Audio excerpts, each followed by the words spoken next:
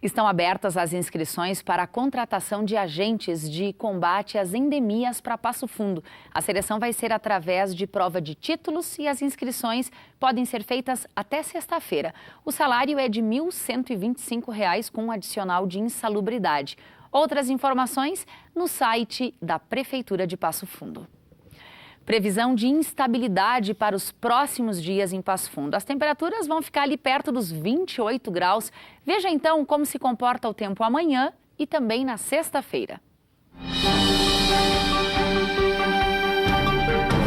A previsão do tempo para quinta-feira em Passo Fundo é de sol com poucas nuvens e não há previsão de chuva. Mínima de 15 graus, máxima de 28. Já a sexta-feira é de céu encoberto com chuva fraca durante o dia. Temperatura mínima de 20 graus e a máxima que não passa dos 28.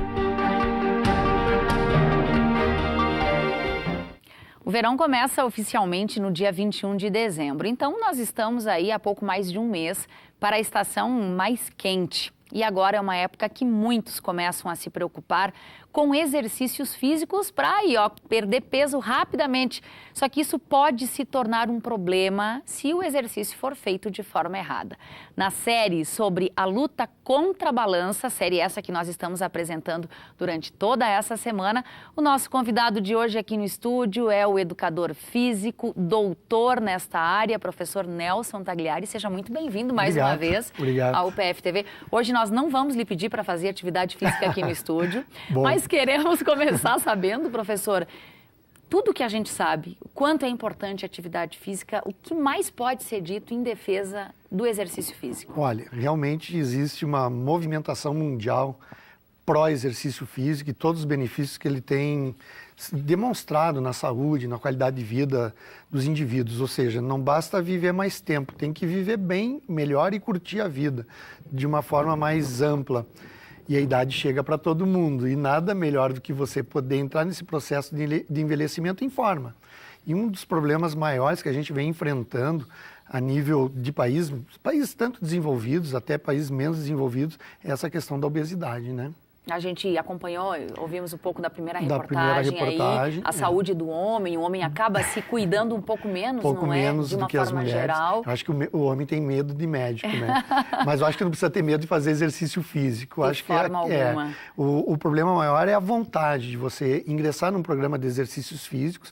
Logicamente que esse programa tem que ser orientado por um profissional e esse profissional tem que mostrar competência no cuidado de outro indivíduo. Não é simplesmente dar exercício físico, né? É prescrever o exercício físico que vai ser o mais adequado para cada indivíduo. Aí nós temos um princípio, que é o princípio da individualidade biológica. Ou seja, aquilo que eu faço para mim, de repente não vai trazer o mesmo resultado, o mesmo efeito para outra pessoa. Então a gente tem que avaliar, analisar esse indivíduo e prescrever aquilo que vai realmente contribuir para ele nos mais variados fatores que o exercício físico pode contribuir com a nossa saúde. Agora, professor, assim como a reeducação alimentar é importante e ela tem que ser seguida depois para o resto da vida, e a gente vem falando sobre isso nessa semana, o mesmo vale para o exercício físico. A mesma coisa, são hábitos que a gente tem que adotar. Que comer não é comer de qualquer forma, de qualquer jeito, né? E exercício também não. E nem tudo que se vê pela frente. E nem tudo que se vê pela frente. A gente tem que se conter um pouquinho. E o exercício também é assim, nem o excesso e nem a falta. A gente tem que aprender a dosar a quantidade correta. Não é muito simples, porque cada organismo, como eu falei antes, ele responde de uma maneira muito particular. Mas a gente, por meio de alguns testes e avaliações, a gente tem um controle fisiológico, né, das variáveis que vão interferir naquilo que a pessoa deseja. Agora, professor, a perda de peso e o exercício físico e a alimentação, o que pesa mais nessa balança? É o que se come ou é a atividade física? Qual é o percentual? O pessoal, eles gostam muito de ir pelo caminho, entre aspas, mais fácil. Eu não vou me exercitar porque cansa e eu vou para a alimentação. Não, ambos são importantes. Eu nem saberia te dizer qual que é o mais ou o menos importante. Os dois têm que andar juntos. Diríamos, né? Então que meio a meio. É meio a meio. Comer corretamente é 50% do seu emagrecimento. Tranquilo. E se exercitar corretamente também. Contribui com os outros 50%. Tem muita gente fazendo fazendo atividade física pela internet, né? Vai no YouTube, olha aqueles vídeos, tenta fazer em casa. Qual é a sua opinião como um doutor nessa área do movimento também, não é? Professor, e qual é o recado para quem segue esse tipo de conduta? Os vídeos, eles até um certo ponto podem ajudar os indivíduos. Mas assim, não adianta você imitar alguém fazendo lá no vídeo. Vamos pegar um exemplo bem clássico. Existe a nossa região abdominal, né? Que então é o foco, às vezes, do emagrecimento. A barriga, a famosa barriga. A famosa barriga. Aí o indivíduo, ele vê um exercício abdominal que o cara está fazendo e ele pensa que ele está fazendo da mesma forma que aquele indivíduo que está bem preparado está mostrando para ele no vídeo. Se falta um professor, se você não tem um professor do lado, normalmente tu não está fazendo um exercício abdominal, tu está fazendo exercício de flexão de quadril. Ou seja, pouco tu está mobilizando dessa musculatura. O exercício abdominal tem que ficar bem claro, ele não vai tirar a gordura da região abdominal. Não é assim que o exercício funciona. Mas ele é importante para o reforço de toda essa musculatura que nos mantém a postura da nossa coluna, anatomicamente falando, de uma forma mais tranquila, né? Evita muitas dores nas costas. Então, se você não tem quem te orienta para isso, você faz o exercício errado e tu aumenta as dores nas costas. Aí o exercício passa a ser o culpado, mas você copiou o vídeo. Tem que ter orientação e o profissional tem que te avaliar, tem que estar te acompanhando de uma forma, pelo menos algumas vezes na semana, pelo menos, né, para poder ver se aquelas execuções estão dentro de um padrão mecânico de movimento que seja correto. Assim como é complicado também quem opta por fazer exercício físico uma vez por semana, joga partida de futebol só no sábado. Esse é um problema muito sério, né? A gente até já falou várias vezes isso aqui, eu me recordo. E seguidamente há problemas, é impressionante como as pessoas não se ligam na gravidade. Exato, por quê? Porque eles acham que vão entrar em forma fazendo um esporte. É o contrário, você precisa estar apto fisicamente para então fazer o esporte. Então se reúne um grupo de indivíduos para jogar um futebolzinho, né, num final de semana e depois tomar uma gelada e comer uma carne bem gorda. Ou uma batatinha frita. Ou uma batata frita. Então, assim, isso não está funcionando em nada, muito pelo contrário, pode acontecer que você vai estimular o teu sistema cardiovascular, por exemplo, correndo, que é o caso do futebol, de uma forma acima daquilo que você está apto a fazer, então tem N problemas, miocardites que vão ser desenvolvidos. Casos de infarto, assim, até mesmo infarto, em tempo, não é? Que está se tornando bem comum, por quê? Porque o cara não se preparou para isso. Então, professor, para resumir, para emagrecer, dando sequência à nossa série, 50% foca na alimentação, os outros 50% no exercício físico bem orientado. Não copiem vídeos, não entrem nessa de internet, pode facilitar para algumas coisas, mas orientação profissional é fundamental. Professor, muitíssimo obrigada e bom trabalho. Obrigada. E olha, amanhã a gente segue aí essa nossa conversa, série de entrevistas sobre a luta contra a balança. A nossa convidada de amanhã é a médica nutróloga Sheila Reis Matiello, que vai falar então sobre o nosso comportamento alimentar. Romper o ciclo de violência e fortalecer a autoestima e a convivência familiar. Essa é a proposta do Centro de Estudos e Proteção à Infância e à Adolescência. O CEPIA, em Passo Fundo, ele atende crianças e adolescentes que passaram por violência sexual. O atendimento é de graça e conta com psicólogos e diversas oficinas.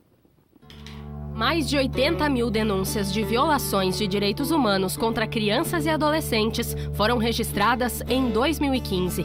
Esse número representa 58% do total de denúncias recebidas no último ano pelo Disque 100.